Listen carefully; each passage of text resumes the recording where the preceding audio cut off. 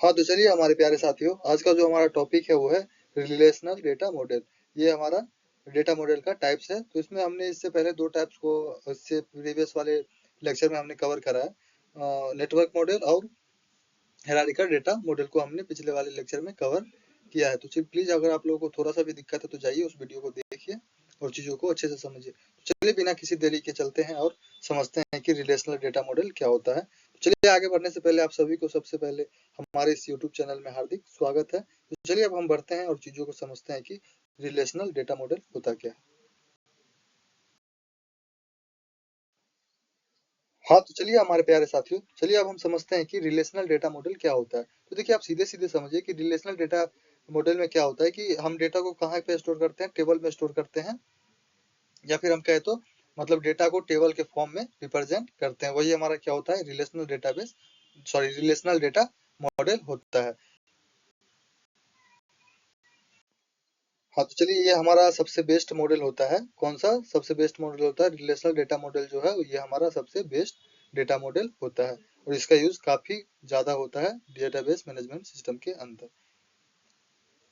तो चलिए इसका हम basic concept of relational data model मतलब समझते हैं। तो देखिए रिलेशन का मतलब क्या होता है। तो देखिए रिलेशन का मतलब सीधे सीधे आप समझिए कि मतलब हमारे पास कोई टेबल है और उसके अंदर हम मतलब डेटा को रो और कॉलम के फॉर्मेट में स्टोर करते हैं।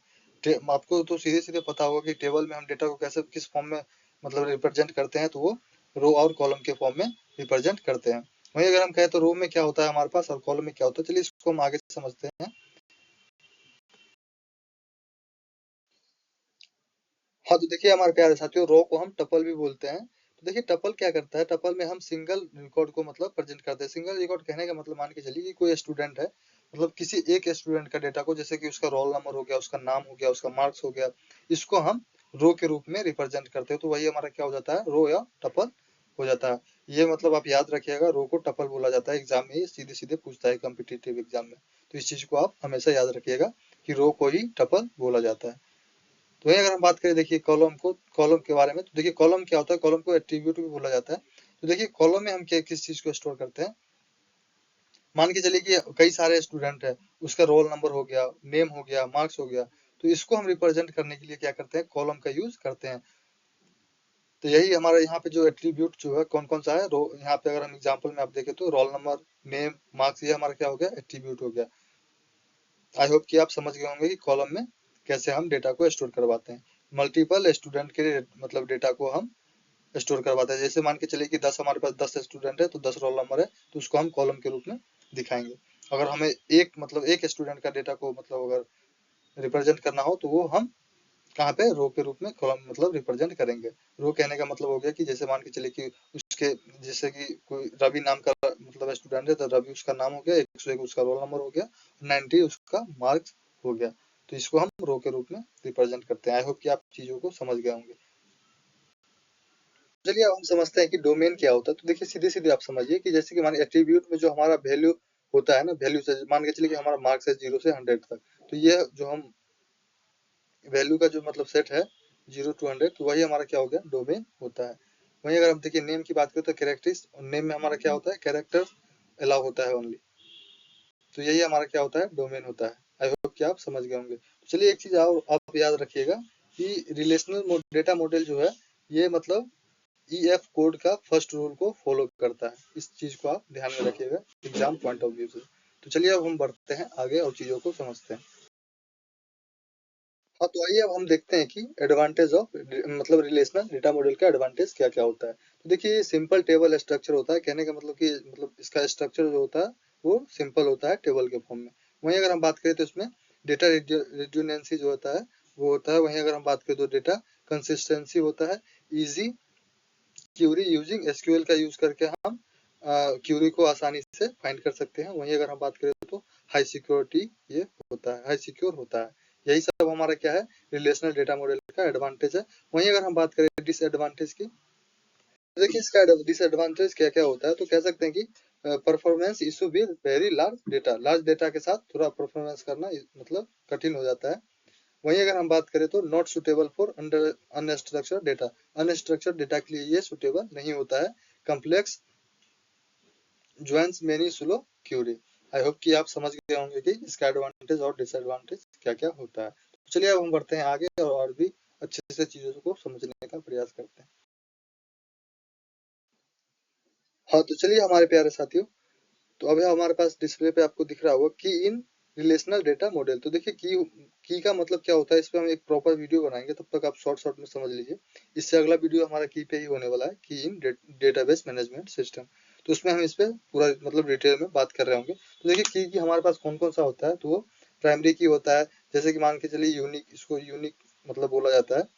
रोल नंबर क्या होता है, यूनिक होता है, मतलब एक स्टूडेंट का एक ही रोल नंबर होता है, तो वही उसको हम क्या बोलते हैं, प्राइमरी की बोलते हैं। वहीं अगर हम बात करें फॉरेन की, तो फॉरेन की तो ये क्या होता है, creates relationship between table. Table के बीच में मतलब रिलेशनशिप को जब हमें बताना होता है तो हम फॉरेन की का यूज करते हैं। जैसे कि मान के चलिए कि आप कि कोई मतलब स्टूडेंट कोर्स आईडी हो गया और कोर्स आईडी हो गया, मतलब मान के चलिए कि हमारे पास दो टेबल है, एक है स्टूडेंट टेबल और दूसरा है कोर्स टेबल। तो देखिए स्टूडेंट टेबल में भी क्या मतलब हर एक कोई भी स्टूडेंट अगर कोर्स परचेज करता है तो उसे कोर्स आईडी मिलता है।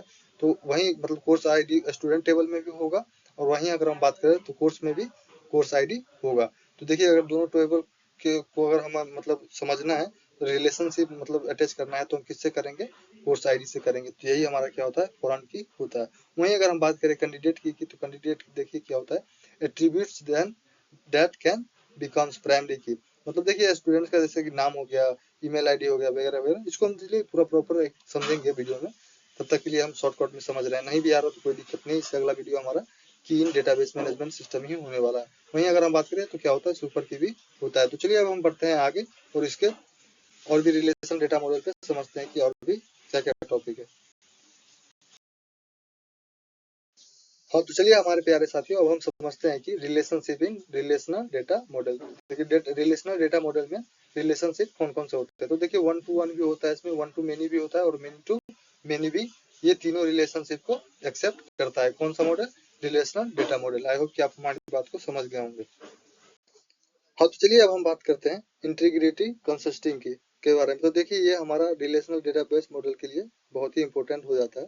तो चलिए अगर हम वन बाय वन बात करते हैं कि क्या है इसके अंदर। तो देखिए हमारा क्या है, पहला डोमेन कंसिस्टिंग है। तो देखिए डोमेन कंसिस्टिंग कहने का क्या मतलब हो गया, कि मान के चलिए हर एक एट्रीब्यूट में वैल्यू जो होता है वो मस्ट बिलोंग टू डोमेन में होना चाहिए। आई होप कि आप हमारी बात को समझ गए होंगे।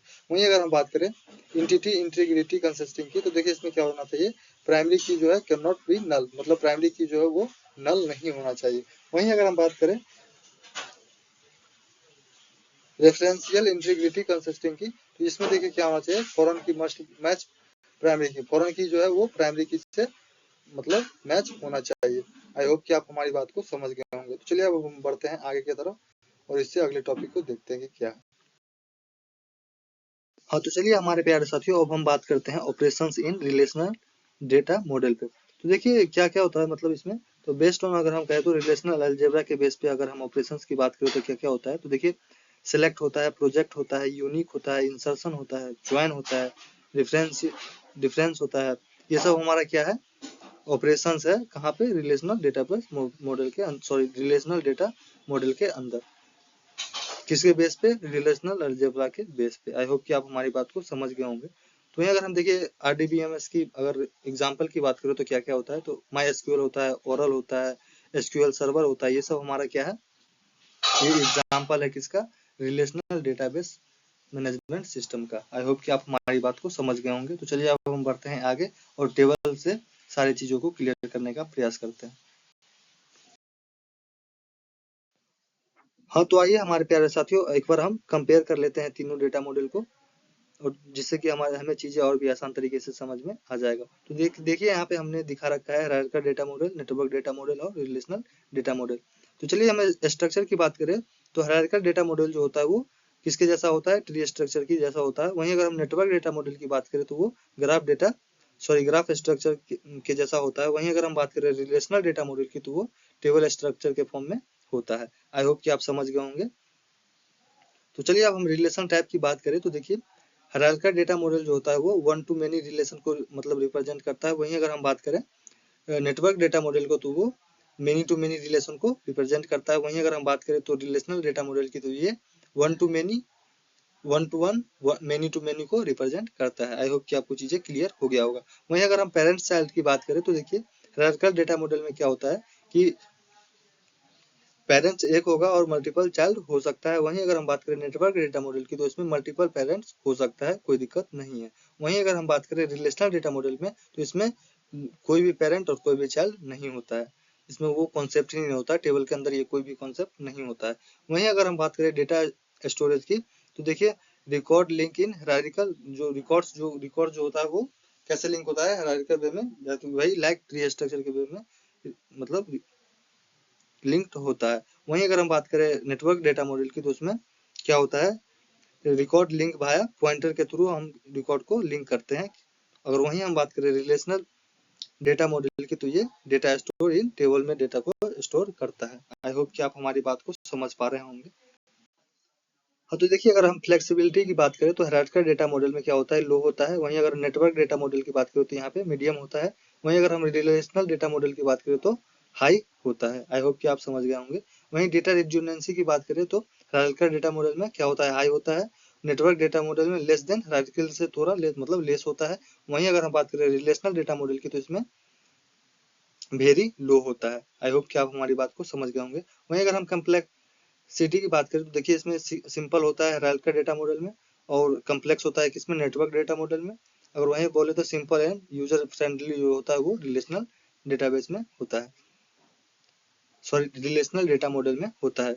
बार बार मतलब बेस डेटाबेस बोला जा रहा है क्योंकि हो जाता है कभी कभी, डोंट माइंड। तो चलिए अब हम देखते हैं कि मतलब डेटा एक्सेस कैसे होता है। तो देखिए हायरार्किकल डेटा मॉडल में जो होता है टॉप से मतलब बॉटम की तरफ ट्रेवल करता है। वहीं अगर हम बात करें नेटवर्क डेटा मॉडल में तो वो क्या करता है पॉइंटर बेस्ड एक्सेस करता है। वहीं अगर हम कहें तो रिलेशनल डेटा मॉडल में तो ये क्या करता है एसक्यूएल क्वेरी के यूज करके डेटा को एक्सेस करता है। सिक्योरिटी की बात करें तो देखिए हायरार्किकल डेटा मॉडल में लिमिटेड होता है, नेटवर्क डेटा मॉडल में भी लिमिटेड होता है और रिलेशनल डेटाबेस में हाई होता है। हाँ तो चलिए आई होप कि आपको चीजें अच्छे से समझ में आ गया होगा कि हायरार्किकल डेटा मॉडल क्या होता है, नेटवर्क डेटा मॉडल क्या होता है, रिलेशनल डेटा मॉडल क्या होता है। आप लोग अच्छे से चीजें समझ गए होंगे। तो चलिए अब हम बढ़ते हैं आगे की तरफ और चीजों को समझते हैं कि क्या होता है। हाँ तो चलिए हमारे प्यारे साथियों आज के लिए इतना ही। इससे अगले टॉपिक पे हम कल बात कर रहे होंगे और चीजों को अच्छे से समझ पा रहे होंगे। तो चलिए तब तक के लिए आप सभी को धन्यवाद, थैंक यू। तो प्लीज अगर आप लोगों को वीडियो थोड़ा सा भी अच्छा लगे यार तो आप लोगों के लिए थोड़ा सा भी हेल्पफुल हो तो प्लीज चैनल को सब्सक्राइब करिए। और अगर कहीं भी आप लोगों को अगर दिक्कत लग रहा है किसी भी टॉपिक में तो आप हमें कमेंट में बता सकते हैं, हम उस पर आपको जरूर मदद करने का प्रयास करेंगे। हर सक्षम हम प्रयास करेंगे कि चीजें आपके लिए बेहतर ला पाए और आपको अच्छे से समझा पाए। तो चलिए आज के लिए इतना ही। इससे अगले टॉपिक पे हम कल बात कर रहे होंगे। तब तक के लिए आप सभी को धन्यवाद।